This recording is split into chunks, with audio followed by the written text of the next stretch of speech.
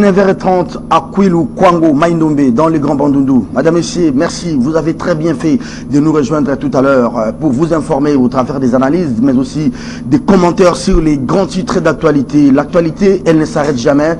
Et avec des journalistes professionnels de médias quinois, nous allons tenter de scruter cette déclaration du Rita Bola qui engage le gouverneur de 3 provinces précitées, Kwilu, Kwango, Maindombe. L'air est grave, le pays est infiltré et les gouverneurs de ces 3 provinces ont été reçus hier par les speakers de l'Assemblée nationale, Christophe Mbosoko Diampouanga. Rita Bola, qui s'exprimait au nom de ce gouverneur, a demandé donc aux institutions de la République de pouvoir prendre les décisions en temps pour réagir aussi à temps. Ça, c'est les mots de Rita Bola. Le pays est infiltré et si ces infiltrés ont choisi Kwamutu, dit-elle, c'est parce que Kwamutu est juste l'entrée de la ville de Kinshasa. Il y a une main noire, ajoute Rita Bola, et il faudra agir très vite. Alors, quelle est la main noire? Quand ça vient d'un gouverneur, c'est que certainement les services de renseignement de sa province ont des éléments probants pour attester de ce qu'elle dit, c'est-à-dire l'air est effectivement grave. La gouverneure de Maindombe parle de l'infiltration. Quand ça vient de la bouche de la gouverneure, c'est que c'est elle qui représente les présidents de la République, c'est que l'air est grave. Quand elle dit enfin, c'est la main noire, quelle est cette main noire? Parce qu'il ne suffit pas de dire qu'il y a une main noire pour une haute autorité de la province, parce qu'elle a avec elle tous les services d'intelligence, l'armée, la police, pour pouvoir dénicher cette main noire. On ne peut pas se limiter à pleurnicher comme responsable de la République, mais il faudrait plutôt penser aux solutions que de venir dire la main noire, infiltration, pendant qu'on ne sait pas démontrer la main noire. Justement, cette main noire, on espère que ces réaménagements, ces remue-ménages, ces coups de balai intervenus à l'état-major général des forces armées va pouvoir venir à bout de tous ces mouvements que le pays est en train de connaître. Que ce soit à Bunagana, que ce soit dans les Grands Bandundu. Chiwewe, l'homme de la situation. Chiwewe, pour quel défi? On en parle tout à l'heure. Dans cette émission, Puis Gérard, bonjour. Bonjour Serge. Bienvenue à vous. Hein. Merci beaucoup. Belle cravate, j'ai beaucoup aimé. Oui, merci beaucoup. comme la vôtre également. Allez, j'ai vu la photo qui a fait le buzz la dernière fois. Je vous dis, la photo là, mais Serge, qu'est-ce qu'il est devenu? Veux-tu le remplacer Daniel Safou ou comment? Il s'agissait des babouches que vous avez portées. Oui. Alors que, vous voyez, tel qu'on est là, bon... Il faut comprendre. Serge n'a pas de fétiche, il ne va pas remplacer Safou. C'était justement que il avait un peu chaud au pied là, et puis bon, il a mis sa babouche. Mais écoutez, j'ai un petit biscuit si vous le permettez. Oui. Je voudrais revenir ici sur quand ça va, on dit ça va, quand ça ne va pas aussi, on doit dire aussi ça ne va pas, par rapport à la situation des inspecteurs de l'EPST. Oui. Jusqu'ici, ils connaissent des problèmes allant dans le sens de ne pas percevoir ce qui leur revient en termes de salaire, primes et consorts. Je crois que le ministre Tony Mwaba, qui fait un bon travail déjà, ça je l'ai dit l'autre fois ici, il doit penser aussi à ces autres corps-là qui représentent également notre éducation. C'est les enfants pauvres de l'EPST. Ah oui, parce que le système éducatif comporte beaucoup de corps, il y a notamment les enseignants, les inspecteurs, les conseillers pédagogiques. Il faudrait penser à tout ce sont eux qui contrôlent les enseignants. Ce sont eux qui contrôlent les enseignants, malheureusement, mais je ne comprends pas pourquoi c'est 2 poids 2 mesures. Pendant qu'on pense pour les professionnels de la CRE, il faudrait aussi penser à ceux-là qui contrôlent leur travail. Je crois que c'est important. Il faut qu'on en tienne compte et qu'on puisse libérer leur situation. Merci beaucoup, Puis Gérard Elenga. Allez, en face de Puis Gérard, nous aurons un autre confrère qui fait son grand comeback sur ce plateau de kiosque. Il nous a en tout cas manqué pendant plusieurs mois. Gauthier Sey, qui n'est plus à présenter, des Nettic News. L'homme de la situation. L'homme de la situation. Gauthier, bonjour. Bonjour cher ami. Bienvenue. Merci beaucoup. On s'est raté à Kolwezi. On s'est raté à Kolwezi, malheureusement tu es entré, moi je sortais. Oui. Nous étions quand même en communication et j'ai bien pris soin de toi et j'ai demandé aux amis qui étaient là de s'occuper de toi. Et je pense que j'avais passé de très bons moments. Bonjour à Puis Gérard. Bonjour à Gauthier aussi. Tu me suives. Et je pense que je plaide pour un débat républicain. Oui.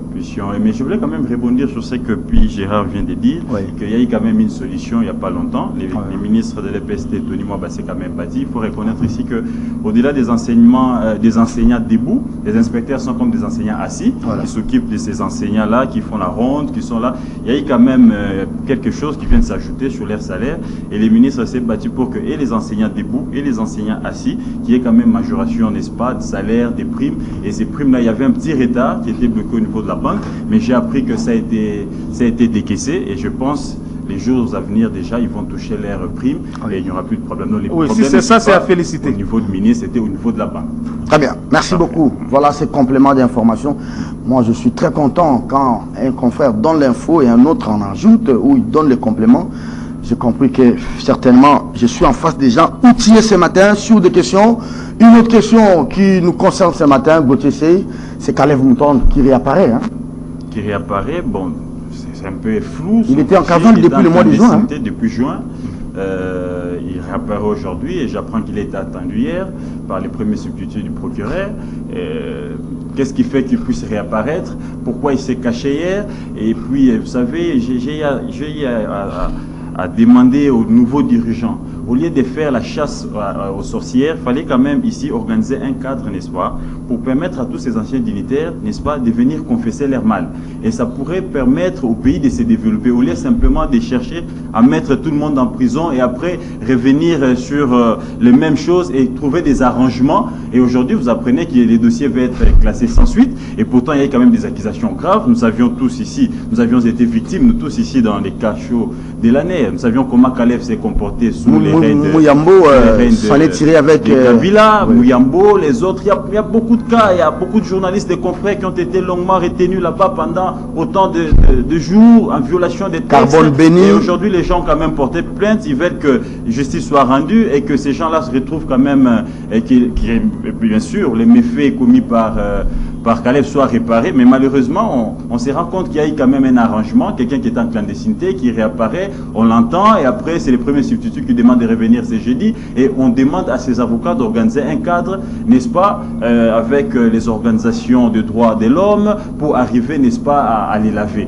Et selon eux, ils voulaient être arrêtés arbitrairement, mais nous avions vécu dans ces pays. Je n'encourage pas cet arrangement non plus, mais sinon, ça devait se faire pour tout le monde, pour tous ces anciens dignitaires qui n'ont fait que piller la République et quand les régimes changent, ils quittent les pays pour aller en exil. Il fallait s'organiser comme ça s'est fait actuellement au Kenya, organiser un cadre Serge Kabongo. Quand il y a des gens qui ont volé la République comme ça, leur mettre en confiance, qu'ils confessent leur mal et qu'ils puissent restituer quand même une part à l'État et peut-être les laisser libres au lieu, n'est-ce pas, de les laisser fuir, aller jouir avec tout ce qu'ils ont. Qu'est-ce qui a changé? Qu'est-ce qui a changé dans l'entretemps selon vous? Il a coopéré, maintenant ça saute aux yeux, il va vendre des mèches pour des méfaits commis. Il devient maintenant fasciste ou bien qu'est-ce qui a changé? Je ne sais pas parce que il y a eu des plaintes. D'abord la plainte de Mouyambo. Edmond, vous pouvez venir. Mouyambo a porté plainte. Il y a eu encore cet acteur de la société civile. Donc il n'y a pas que Mouyambo seul. Il y avait un groupe de Mouyambo. Il y a eu une dizaine de plaintes. Oui, oui. Il y a eu Christopher Ngoï.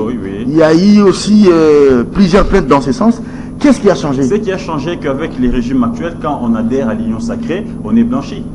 Je vous rappelle les cas de Willy Bakunga. Aujourd'hui, il a créé même un mouvement. C'est un pro-Fachi. On a oublié tout ce que Willy a eu à faire.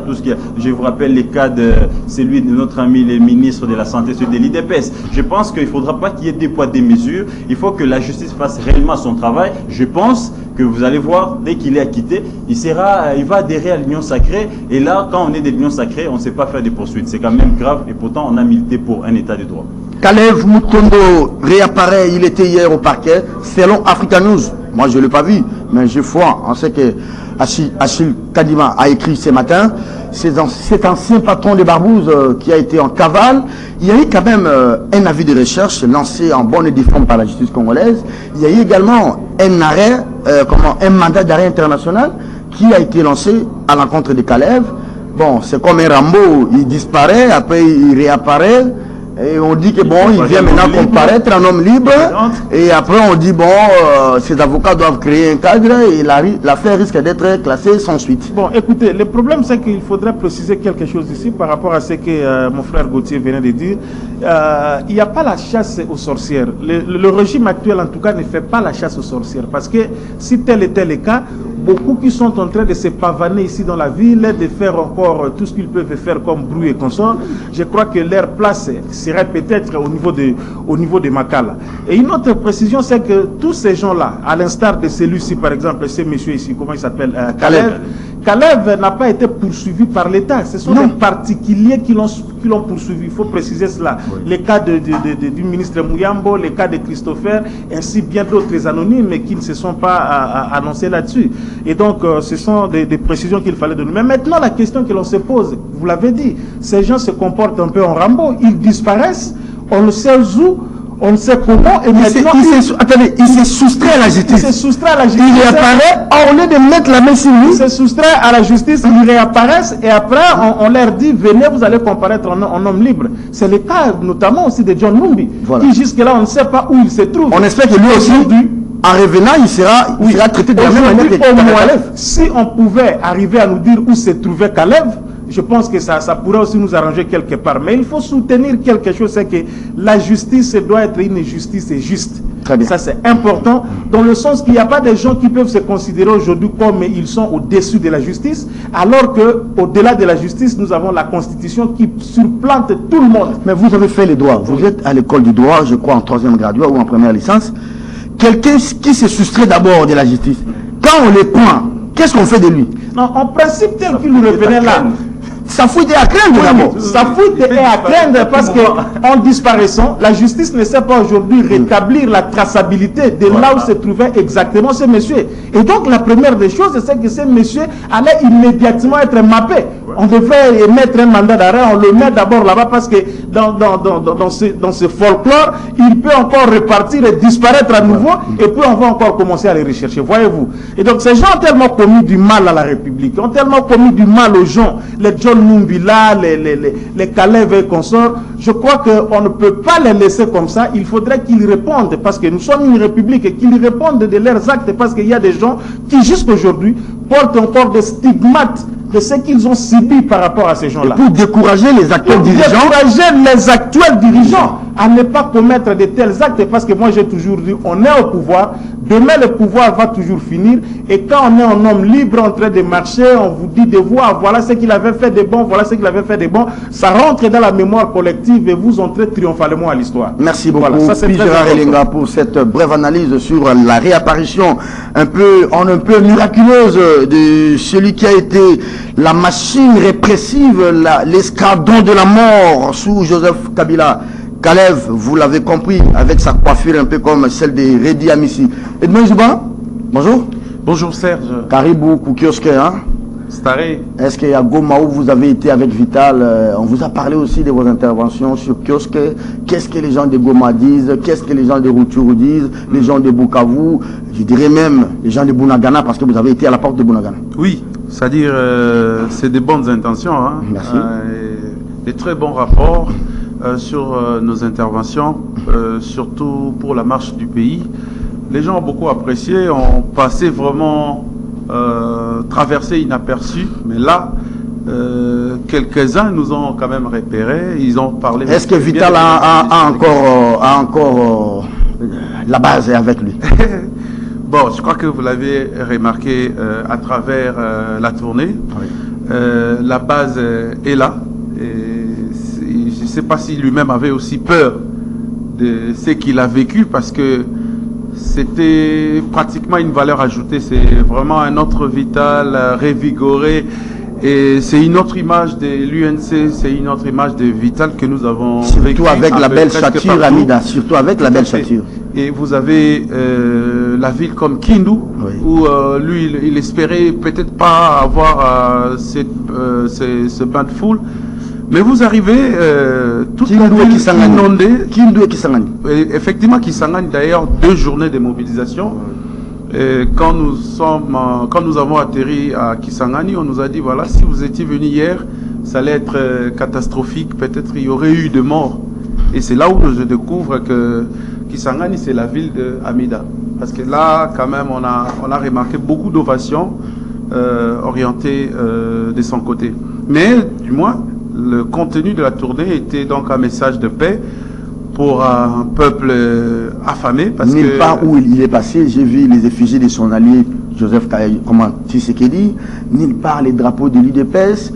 Moi, j'ai été avec la Mineta au portefeuille, bien qu'en étant Mineta, mais elle a son parti ALDEC, mais je voyais quand même les partis alliés comme les MLC, comme l'UDPS. Oui. Mais à la place, on n'a pas vu les gens de l'UDPS. On n'a pas compris. En fait, ce qui est là, c'est que on n'a pas compris pourquoi est-ce que cette tournée en fait faisait mal, parce qu'on les lisait à travers les commentaires. Même la manière de voir les choses,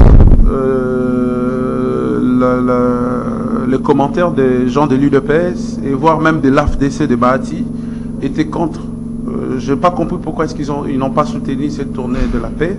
Mais aussi, dans la foule, on n'a pas remarqué effectivement l'effigie du président de la République, et puis dans le contenu du discours de Vital, nulle part il a cité les noms du président de la République. Ça c'est clair, donc c'est ça ce qui a été... Et quelle interprétation, vous comme journaliste, analyste politique, vous faites des... Bon, ce que je fais comme interprétation... Il a fait ça sciemment ou délibérément ou bien... Ce que je fais comme interprétation, parce que là nous sommes à Kindu, quand la population l'a obligé à commenter une actualité. Vital s'est refusé vraiment de commenter. Il dit, par contre, il a parlé en bien de Matata. Non, pas du tout. Il n'a pas cité les noms de Non, c'est lui qui a construit les routes. Moi, j'écoute un peu les... Oui, non, il a dit que les fils de Kindu ont construit les routes. Il n'a pas cité personnellement les individus. Il a dit les fils de Kindu ont construit des routes. Mais à Kindu, rassurez-vous qu'il y a une pauvreté que j'ai rencontrée là-bas. Oui. Vous n'allez pas imaginer qu'une bouteille d'eau à Kindu pouvait coûter jusqu'à 4000 francs. Une bouteille qu'on peut acheter ici à 400 francs, mais là-bas c'est 4000 francs. Merci. À Kindu, en fait, Kindu ne vit pas. Kindu est vraiment sur le plan économique enclavé. Oui, mais il faut que la ville a déploré. Oui, il a déploré. Oui. Que Kindu, le Maniema qui regorge de l'or, il a même cité nommément le nom de Banro qui exploite l'or. Seules les entreprises commerciales sont plus riches que la population qui viennent peut-être assister à des activités ou faire l'artisanat. Il n'y a pas de courant à Kindu. Il n'y a pas de courant. Il y a de courant, mais qui n'existe pas en fait. La SNEL est là, mais elle n'est pas là. Le courant... À Kisangani aussi, il n'y a pas de courant. À Kisangani, ça doit faire maintenant 6 mois, d'après les témoignages. Depuis la dernière fois que nous étions avec vous, au mois de décembre, le fameux courant de Maman Denise, qui n'a duré que de 2 semaines, et puis après mais je vous dis, Kisangani actuellement, vous y arrivez, c'est la descente aux enfers.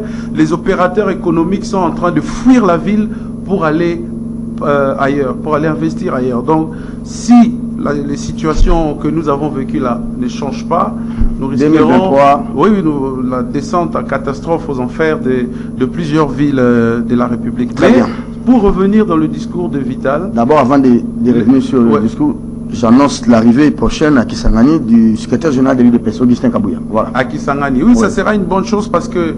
J'espère qu'il va ramener le courant. Oui, bon, peut-être. Vital, après ces meetings, recevait toujours les communautés pour essayer d'analyser, tirer un peu quelques éléments de langage pour voir dans quelle mesure on peut faire une plaidoirie auprès des autorités pour ramener certaines choses à la normale. Mais ce qui est là, c'est que désormais, moi, comme analyste politique, je fais une différence entre Vital, qui est ami de Félix, et UNC, qui ne supporte plus Félix. Donc, vous avez un parti qui estime que trop c'est trop. Ils ont beaucoup donné pendant la campagne électorale et voire même en termes des accords signés à Nairobi. Et aujourd'hui, le parti estime que son président, son leader a été vilipendé, sa femme et tout ça. Bien que la démarche était celui de pardonner, celui de la paix, mais je pense que la population de cette partie n'a pas vraiment digéré encore ce que Vital a vécu comme les péripéties, comme les dures épreuves pendant son emprisonnement. C'est à Vital d'expliquer ça à sa base. Hein. Vous n'avez plus le temps de commenter sur Vital, malheureusement. Avec Kalev. Avec Kalev, attendez, on finit la première apparition de Kalev. On finit la première ronde. Oui, je vais placer un mot par rapport à ce que Izouba a dit. Je veux bien qu'il prenne un peu cette distance comme journaliste, et nonobstant les rapprochements que nous connaissons que Izouba a avec... Que chacun a d'entre nous. Chacun a d'entre nous. Et donc, je disais que sur ce que vous avez dit, Augustin Kabouya sera effectivement dans la ville de Kisangani le 15 il ne va pas apporter le courant parce qu'il n'est pas membre du gouvernement. Ouais. Il n'est non plus aussi membre d'aucune institution. Non, c'est le chef du parti présidentiel. C'est le chef du parti présidentiel, mais il va dans le cadre bien précis de la redynamisation de leur parti qui est l'UDPS. Mais maintenant, je reviens... Ces militants là-bas dorment dans les noirs. Oui, ces militants. Oui, c'est au président de la République et aux institutions du pays. Mais maintenant, sur ce qu'Izouba dit est extrêmement quand même grave. Moi, je crois que c'est extrêmement grave. On reconnaît un peu la subtilité de quelqu'un comme Vital Kamerhe qui sait très bien s'adapter aux situations. Parce que c'est quelqu'un, quand il arrive, il regarde les couleurs, il dit ici, je peux dire ça pour que ça donne un peu du plaisir aux gens, je peux dire ceci pour que ça donne du plaisir aux gens. Vous dites qu'ils ont mouillé le maillot, tout ça dans le cadre de l'accord de Nairobi, tout ça et consorts, et que l'UNC comme parti ne supporte plus Félix. Mais écoutez, ça c'est très grave. Mais l'UNC est en train de co-gérer ces pays avec Félix. Nous avons les membres de l'INC qui sont membres du gouvernement. Ça, c'est les débits en bas, mais justement, dans le ministère important, dans les ministères importants, et vous avez suivi ce discours-là de Vital Kamerhe tout au début. Comment voulez-vous que l'UDPS ou d'autres partout, les figures du président soient là? Déjà, lui-même, Vital, n'a même pas cité en aucune fois le nom du président de la République. Il a fait son discours tel qu'il a voulu parler. Quelle est l'interprétation que vous faites de ça? L'interprétation, c'est cette hypocrisie politique, et moi, je n'ai cessé jamais de le dire. Et au-delà de Katumbi, vous avez quelqu'un comme Vital Kamerhe. Ça, c'est de l'hypocrisie politique. Mais c'est de Vital Kamerhe, en sortant de la prison, il s'est rencontré avec Tshisekedi. Pendant 2 heures du temps, ils se sont dit des choses, il n'y a que eux deux qui connaissent ce qu'ils se sont dit. Et Vital Kamerhe, on ne peut pas faire passer ce discours à la population pour dire que les militants de l'UNC sont déçus, tout ça. Tshisekedi n'a pas fait arrêter Vital Kamerhe. Vital Kamerhe a été arrêté pour des faits bien précis. Et s'il faut que je parle comme quelqu'un qui apprend le droit, aujourd'hui, oui, il faut dire aujourd'hui que Vital Kamerhe a été lavé pour Batebele Baïbarati.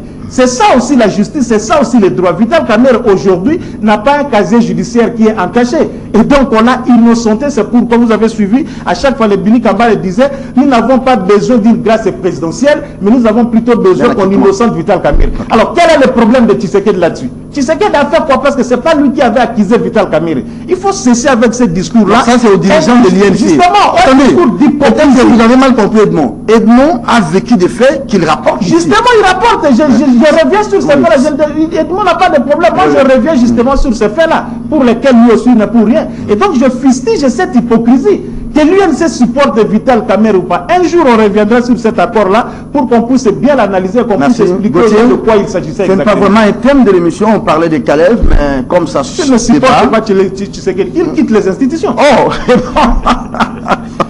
Serge Kabongo, je vais la tournée de Vital. Exactement, je vais ajouter quelque chose sur ce que les amis viennent de dire tantôt là. Oui. Ici, il faut rappeler Edmond qu'on n'a pas constaté ça. Il y a un communiqué, n'est-ce pas, du secrétaire national du parti de Vital Kamerhe qui a interdit aux militants de s'amener avec des effigies, des calicots, chef de l'État. Oui. Il y a un communiqué qui existe.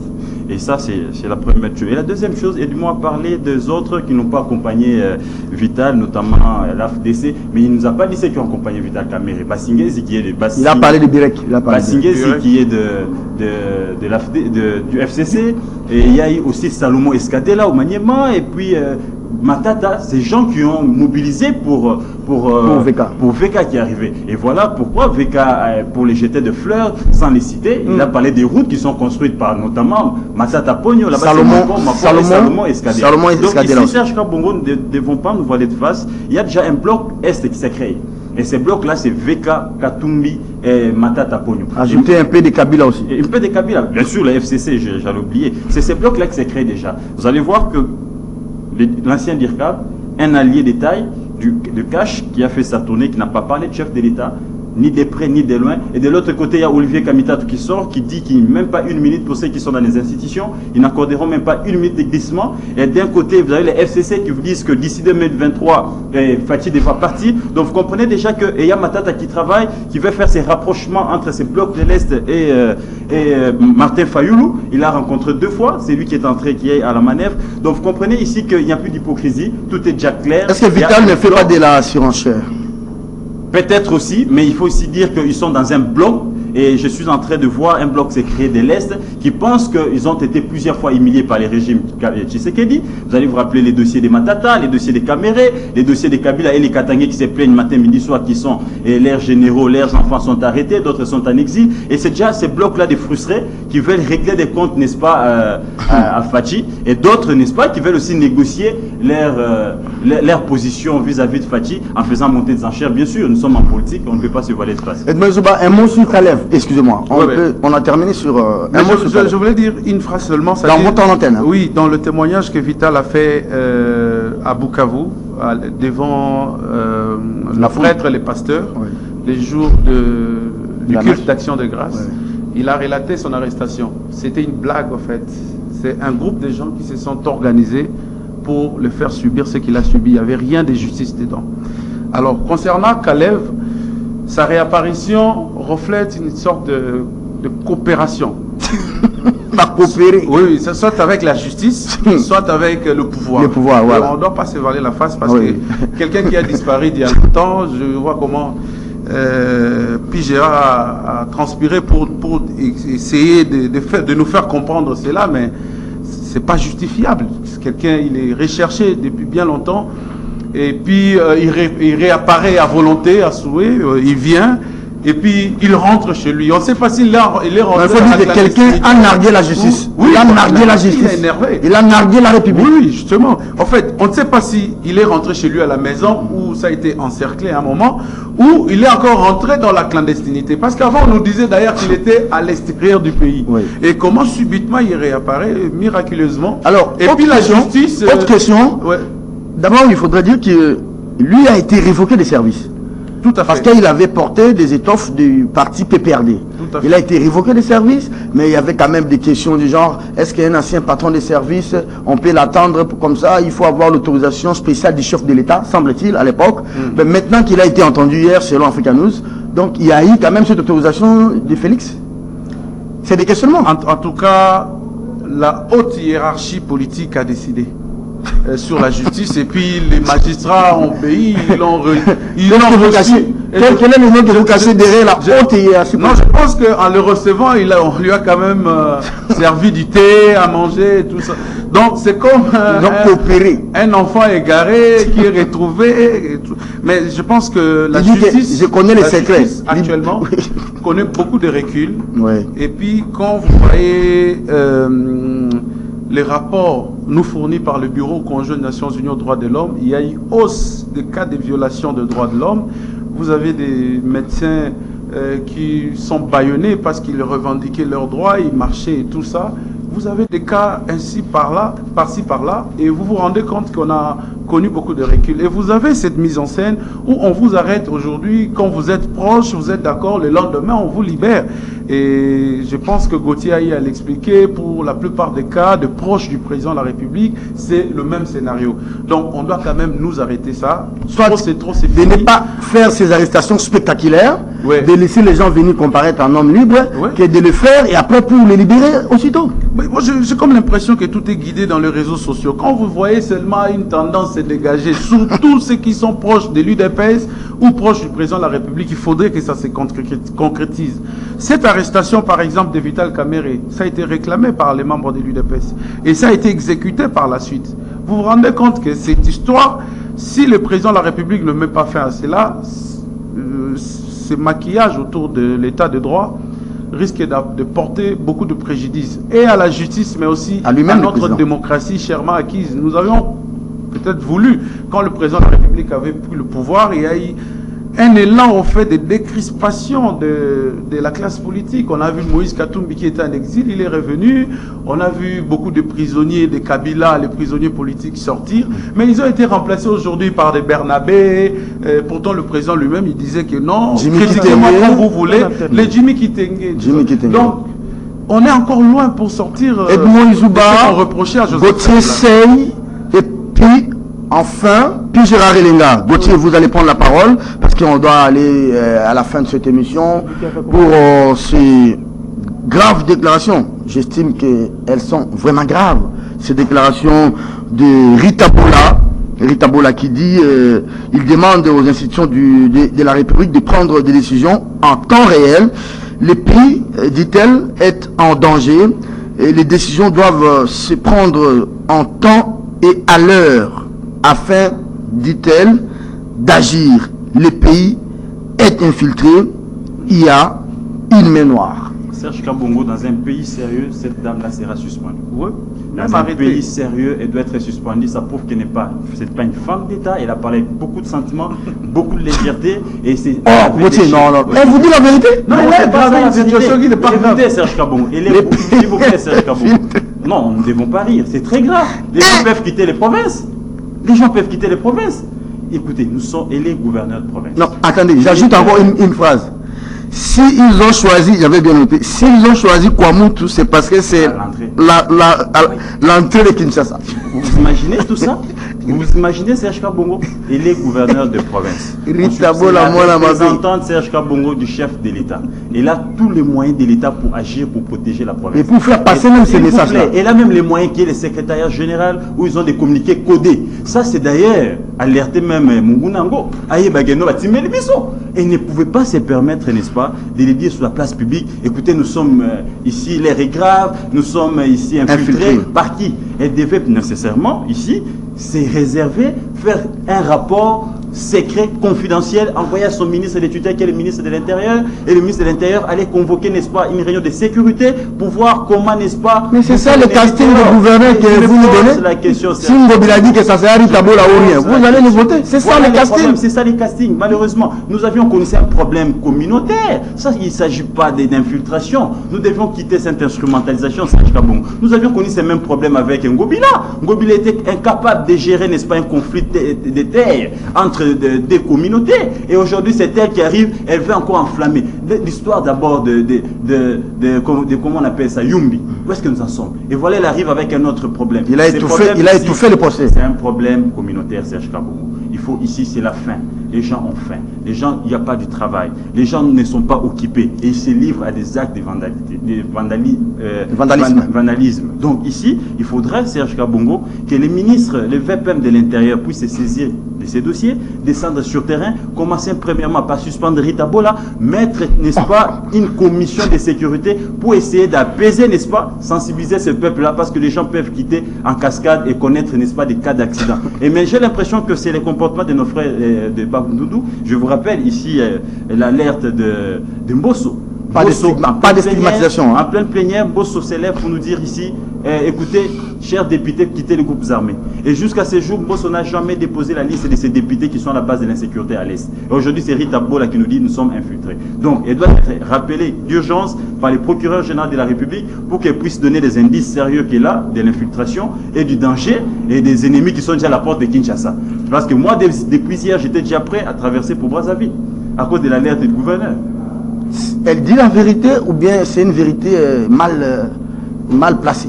Bon, rapidement, je réponds à la question, mais je dis quand même que l'affaire Kalev était pendante. Donc on ne peut pas dire ici que la haute hiérarchie a décidé, parce que l'affaire était déjà pendante. Deuxième chose, Edmond doit dire à ses amis de l'INC d'avoir le courage de dire que c'est Tshisekedi qui avait fait arrêter Kamere. Si Edmond a des amis à l'INC, vous en avez où?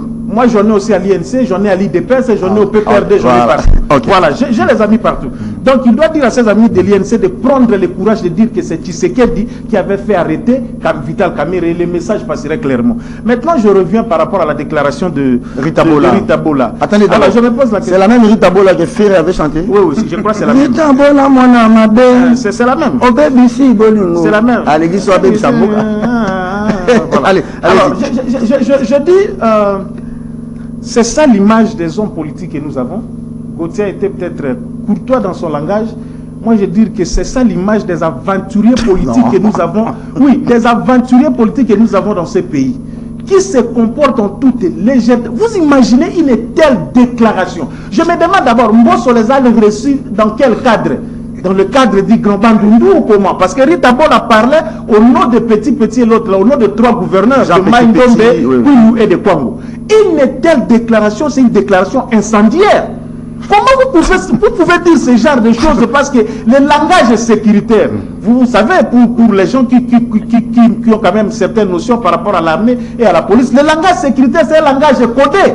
On ne peut pas dire, on ne peut pas venir dire... Est-ce qu'elle a été enrôlée à cette école-là, c'est ça? On peut pas, non, le pays, le Bandundu est infiltré. Ils ont choisi Kwamutu parce que c'est la porte d'entrée de la ville de Kinshasa. Qui sont-ils, ces gens-là? Et je me demande à l'instant même au niveau des populations qui sont au Kwilu, Kwango et Maindombe, comment ils vivent comment? Parce que Rita Bola vient de s'aimer là la panique. Elle vient de s'aimer la panique pour dire que vous pouvez être à côté de qui vous ne savez pas ce qu'il est. Je crois qu'on doit être sérieux dans elle doit retourner chez elle. À un certain niveau de responsabilité, il faudrait qu'on soit sérieux, s'il vous plaît. Qu'on soit sérieux. Nous avons un ministre de l'Intérieur, nous avons les services de renseignement, nous savons comment on fait passer des télégrammes, même si la situation était telle, mais vous allez quand même pas dire les choses de cette manière-là. Voilà, j'ai toujours dit aux hommes politiques, la communication ne se passe pas avec une action politique. Vous êtes là, si elle était peut-être rodée par quelqu'un qui peut lui dire voici les mots qu'il faut utiliser par rapport à une telle communication, elle utilisera ces mots-là. Et il préfère prendre quelqu'un qui sait parler français, qui sait que la communication se limite seulement à savoir parler français. Et moi, je souscris, je suis en train de soutenir ce que c'est, il disait ici, cette dame-là, et lui et ces deux colistiers de Kwilu Kwango, ce sont des gouverneurs qui doivent être démis de leur... Ils doivent être suspendus. Donc, attendez, qu'est-ce qui a motivé? D'abord, elle est la cadette, je crois bien, en termes d'âge, elle devrait être la cadette de tous les deux. Tout à fait. Et en termes de doyens. Non, je n'ai pas encore fini. Bon, je crois que les gens réprimés, comme c'est une femme, on a voulu qu'une femme, entre deux hommes, qu'elle puisse parler. Et donc, ce sont des propos plein d'irresponsabilité, et que le ministre de l'Intérieur ou le président lui-même ou le premier ministre puisse voir qu'est-ce qu'ils peuvent faire. Parce que là, c'est tellement grave. Voilà les défis. Comme vous le disiez, du général Christian, vous avez vu ce que cela a suscité. Général Christian, nous avons la chance quand même de l'approcher un peu. Oui. Vous avez vu qu'on nomme quelqu'un, regardez dans les réseaux sociaux. Je suis passé par... Non, même dans des camps militaires. Les gens sont en train de festoyer, sont en train d'applaudir.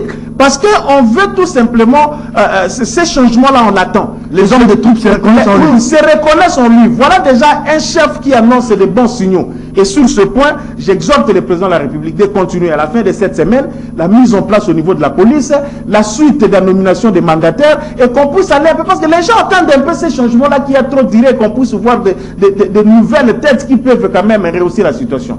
Et sur ce point-là, à l'instar de ce que je disais, soyons... Nos hommes politiques nous déçoivent sincèrement. Nous déçoivent. Vous avez vu la manipulation, je fais cette parenthèse, de ton grand frère, un autre aventurier politique, Lisanga Bonganga, qui dit la jeunesse de l'Équateur est en train de soutenir sa candidature. La même jeunesse vient pour contredire ce que les manipulés avaient dit. Mais et voilà des gens. Voilà des gens que nous avons dans ce pays. Et après qui veulent devenir tel ou tel autre chose. La jeunesse va les soutenir. En tout cas, moi je ne me reconnais pas à cette jeunesse-là. Moi je ne reconnais pas à cette jeunesse. Vous ne vous reconnaissez pas à cette jeunesse-là. Et vous pas les déclarations de Madame Rita Bola. En fait, c'est une sorte de continuité de ce que nous avons vécu dans la partie est de la RDC. L'absence de l'autorité de l'État. Beaucoup de gouverneurs incarnent cette posture. Beaucoup.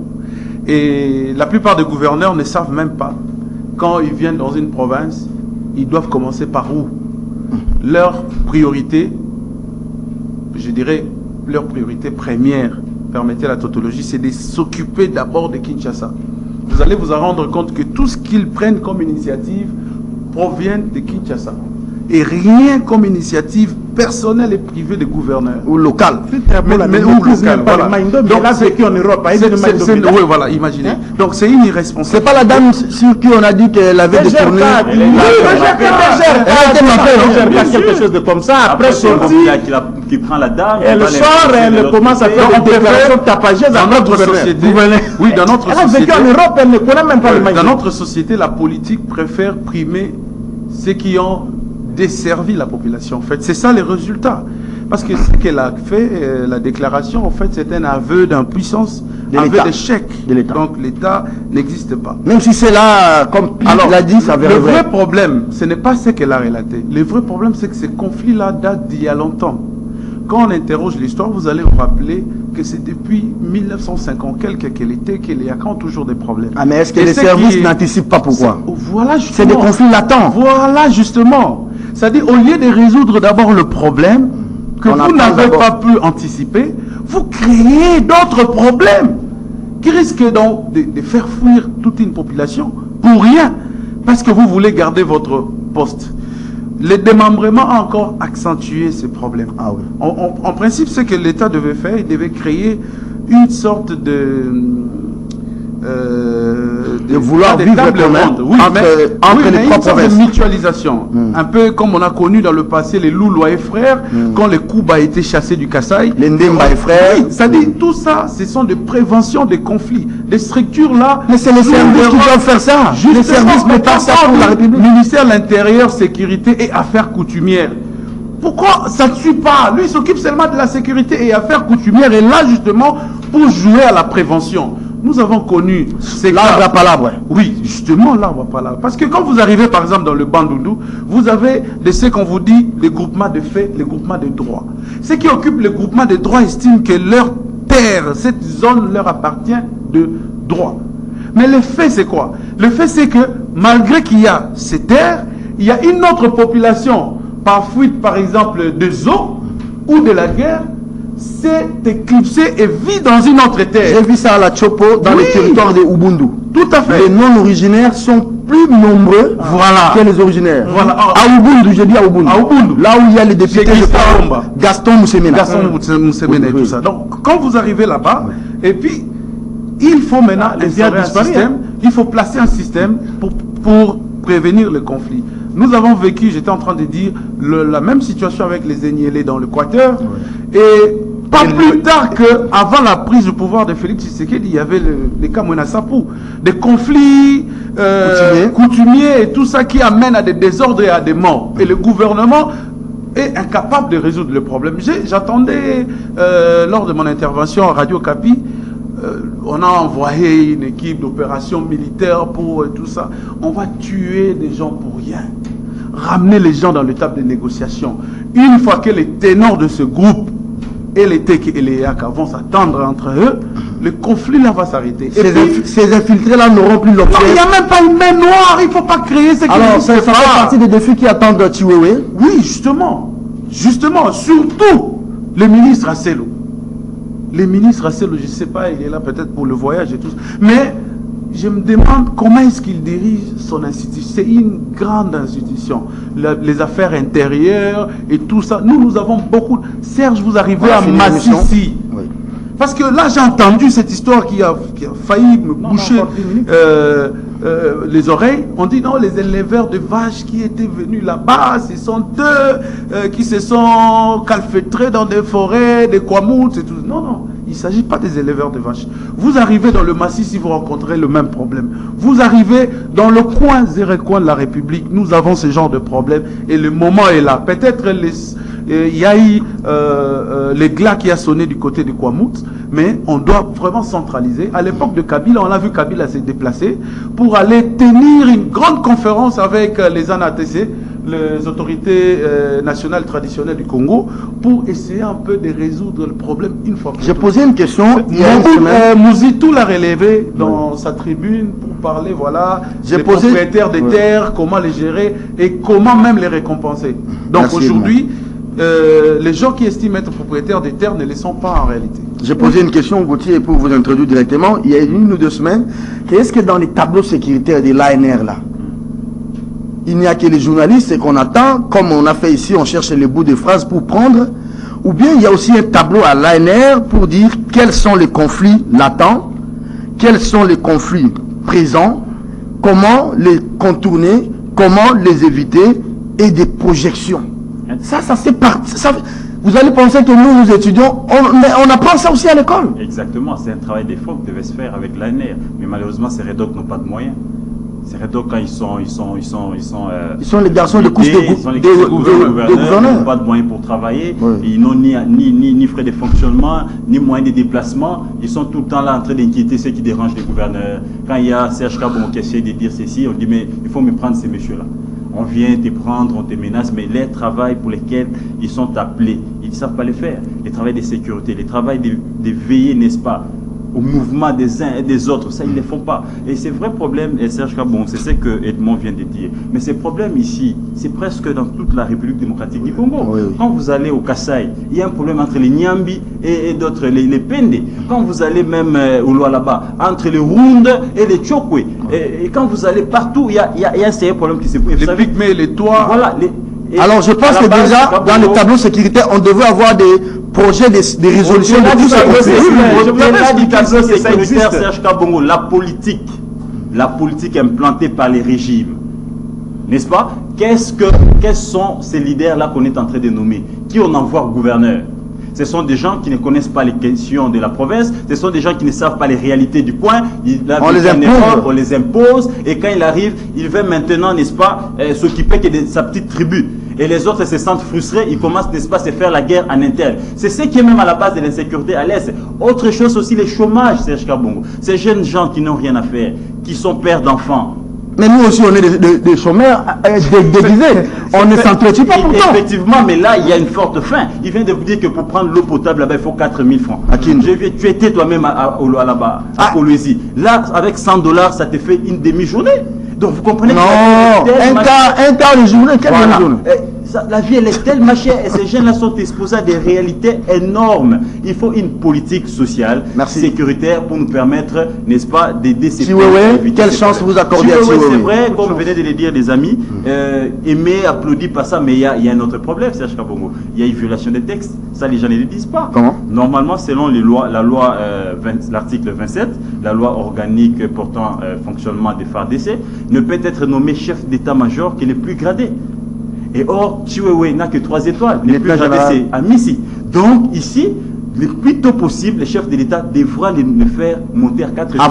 Avancement à grade et nomination. Donc, vous comprenez, c'est bien de le faire, mais je pense que les services, la maison militaire du chef de l'État n'a pas minutieusement étudié les dossiers. On a vu quand même les chefs dans des petites erreurs administratives. Ce n'est pas bon parce que là, comment ça va se passer dans des parades où il y a 4 étoiles qui est inférieur à 3 étoiles qui est inférieur à 4 étoiles, mais c'est lui qui est le plus grand. Est-ce qu'il n'y a pas eu avancement des grades? Il n'y a pas eu avancement des grades. Je pense qu'il faut le faire le plus tôt pour essayer, n'est-ce pas, d'harmoniser. Bon, on peut même antidater une ordonnance. On ne peut pas antidater. Le chef de l'État est capable de le faire même dans 2 jours, qui est avancement des grades pour permettre qu'il y ait équilibre dans l'armée. Je reviens par rapport à ce qu'il dit. Gauthier, il faut éviter de faire une interprétation analogique des lois ou de la Constitution. Vous dites que Amissi est le plus gradé. Le général Amissi est 4 étoiles, général d'armée. Je vous rappelle ici que c'est lui qui est l'inspecteur général des forces armées. Oui. Donc on ne pouvait pas le déplacer de l'inspection ou de l'inspectorat pour le nommer. Non, il dit pas ça. Attendez, il est le plus gradé. Et ça ne pose aucun problème parce que le général Chiwewe, il est lieutenant général, c'est-à-dire 3 étoiles. Et ça ne pose aucun problème dans les heures ou les jours qui suivent pour qu'on le fasse monter. Mais c'est ce qu'il a dit. Non. Il a dit qu'il a violé. Il dit qu'il a violé la disposition 27 de l'article portant organisation. J'ai rappelé la disposition. Non, vous avez utilisé le mot, vous avez dit qu'il y a eu violation de la loi. Il n'y a eu aucune violation de la loi parce que... Il y a eu oubli seulement. Il n'y a même pas oubli. Il n'y a même pas oubli. Les choses se sont passées normalement. Oui. Je vais vous rappeler ici que le général sortant qui va à la retraite, Mbala Célestin, quand il avait été nommé chef d'état-major général, il était 3 étoiles et après, je crois que c'est le président Tshisekedi qui a fait de lui... non, c'est Kabila qui a fait de lui. Oui, c'est Kabila. Mais quand il était nommé, il était encore 3 étoiles. Donc il n'y a aucune disposition. Bon, je cite, s'il vous plaît, en disant ceci. Non, je cite, il a dit quelque chose d'important.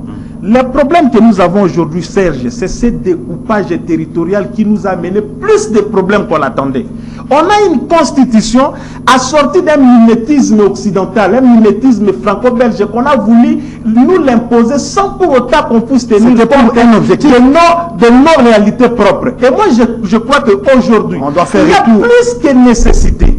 changement de la Constitution, c'est passage à la 4e République. C'est que je ne souhaite pas vraiment, mais au moins, il y a un travail profond à faire pour revoir beaucoup d'articles contenus dans cette Constitution qui nous posent des problèmes. Aujourd'hui, le découpage a consacré le tribalisme. Aujourd'hui, le découpage a consacré toute cette division que nous avons, le clanisme et tout ça, ainsi de suite. Et donc, il est temps qu'on puisse se retoucher à ça. C'est pourquoi je dis, au-delà du général, que le président, je l'exhorte encore, qu'il continue dans cet élan ici, qu'il entame la police, la suite des mandataires, même le gouvernement, qu'on l'avait entendu, pour que les gens se mettent réellement au travail cette fois-là. Merci beaucoup, cher invité. Merci à vous, puis Gérard Elenga. Merci, Serge. Edmond Izouba qui fait son retour, un peu comme Gauthier Sey également. Gauthier, on se retrouve très prochainement. On a eu largement le temps de revenir sur les tweets du ministre d'État, ministre du Plan, exactement. Christian Mwando, qui en a appelé à un sursaut d'orgueil, au dépassement de ses égaux pour résoudre les problèmes de l'Est. Exactement, moi je pense que c'est bien réfléchi, mais il faut dire au ministre d'État que c'est les gouvernements qui organisent les cadres. Qui doivent organiser les cadres pour permettre à tous ces leaders d'opinion, à tous ces grands leaders de société civile de venir prendre part, proposer des solutions. Madame, Monsieur, cette émission est terminée. Ils ont fait partie, de la population de l'Est. Oui. Au-delà de la fin de la guerre, ils ont besoin d'une paix durable, mais aussi, pour la plupart de la population que nous avons visitée, ils ont dit Njia, c'est la route, mais Maji, c'est de l'eau. Il n'y en a pas là-bas. Il n'y en a pas là-bas. Il n'y en a pas. Très bien. Le message est passé. 9h30 demain, avec le même plaisir. Au revoir.